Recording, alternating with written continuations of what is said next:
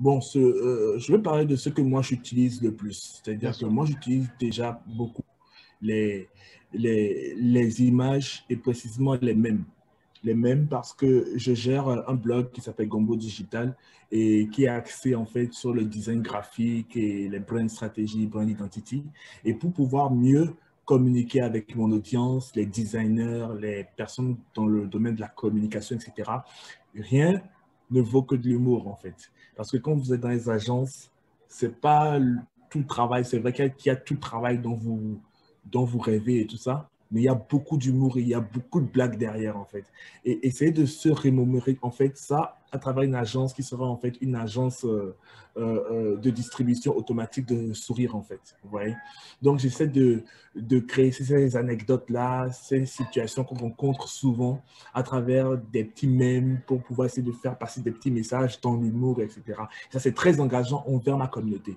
Après, chacun a des contenus engageants par rapport à sa communauté. Il y a aussi la vidéo qui marche très, très bien à travers soit les lives comme ce que nous faisons, ou soit des mèmes aussi, bien sûr à travers des tutoriels ou des enregistrements d'écran pour montrer des do-it-yourself, bien pour montrer un peu comment marche un outil ou tel outil. Ça m'arrive souvent de le faire, surtout avec Photoshop, Illustrator, pour pouvoir montrer aux gens comment marche tel outil ou tel outil.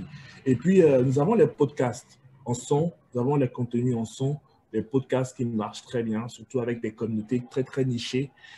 Si je prends par exemple, je lis n'importe quoi, une communauté de mamans en ligne qui aiment le jardinage, par exemple, et vous lancez un podcast destiné qu'à ça, vous allez voir qu'elle va vouloir partager ça avec le peu de mamans qui sont comme elle et pour pouvoir se retrouver dans cette communauté-là.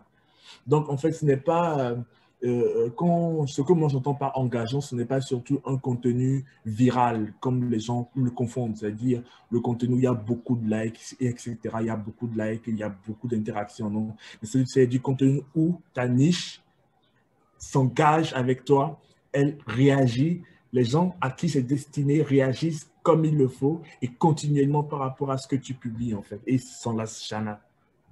D'accord. Donc, on doit bien faire la différence entre Oui. contenu viral et contenu Et engageant. engageant, Un bien sûr, contenu oui. engageant n'est pas forcément un contenu viral. C'est ça.